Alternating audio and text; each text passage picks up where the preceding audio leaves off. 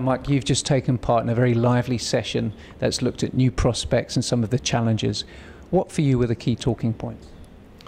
I think the fact that everybody's tending to focus on the deeper water markets, which obviously are require more technically advanced vessels, technically advanced equipment, and higher training for the crew and the mariners that work in that environment. Another major talking point with the prospects that subsea appears to hold. Yes, subsea is a continuing growth curve. I think there'll be some slowdowns with the CapEx spending by the majors in 2015, but it looks like a lot of the heavy CapEx projects are going to be reinvigorated in 2016. There was a lot of discussion around financing. Yes, financing has previously been fairly loose, and a lot of creative financing schemes with low interest rates were readily available.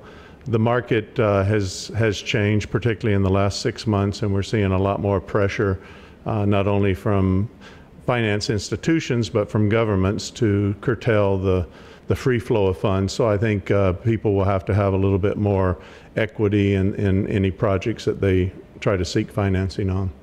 The age profile of the fleet was highlighted, as well as the need for a green and clean fleet.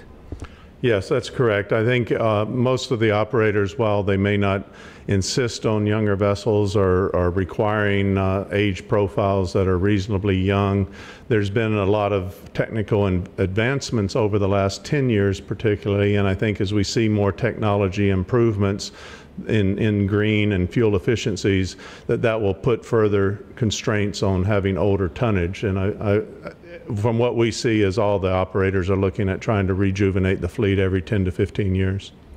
What prospect that LNG fueled vessels become more commonplace? It's adapted in the North Sea primarily. I think the U.S. will probably be coming on stream soon, but it has to be underwritten by sponsorship with the oil companies, which includes multi-year contracts, at least 5 years in duration, maybe even 10 years, to justify the increase in capital spending to design and build an LNG vessel. And then the other aspect for more of the frontier regions like West Africa and Asia Pacific is to have the infrastructure where you can secure the fuel for the LNG vessels, and that's probably, in my opinion, about 10 years out on the horizon. There's a lot of discussion as to whether the market will see an influx of new entrants or more consolidation. Yes, our opinion is that we will see some consolidation, particularly if there's a flattening or a slight depression in the CapEx spending programs by the operators next year. Again, though, the new entrants into the market in a highly regulatory, highly cabotage compliant environment, it seems to be curtailing the ability and the financial backing of a smaller entrant to come into the market. So I think growth will either come through new buildings or M&A activity from the existing operators. And of course, to position your company for future growth, you've just completed an IPO. That is correct. We had a secondary IPO listing on the Singapore Exchange.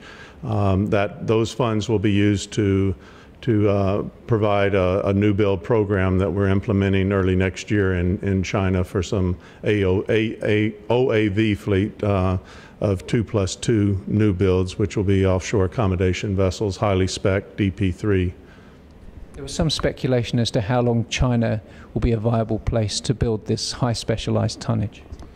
Yes, the Chinese market seems to be evolving from a speculative sort of marketplace where there's, again, government controls being put in place on financing, and the shipyards themselves are trying to increase the equity portion at the beginning of the programs from 10% to 30%, and that will bring a little bit more semblance of control and probably increase in quality. As people have more shipyards to choose from, they'll be going to the ones that have had experience in building rather than just doing speculative. And Mike, you're a long-term attendee of the OSJ conference series. How have you found this Asia OSJ conference? I found this one, as well as all the others I've attended, very, very diverse, I guess is the key word for me. There's the gambit of different types of companies, from engine manufacturers, equipment providers up to operators. So it's a real good marketing conference to attend, as well as the dynamic variants on the papers that are presented.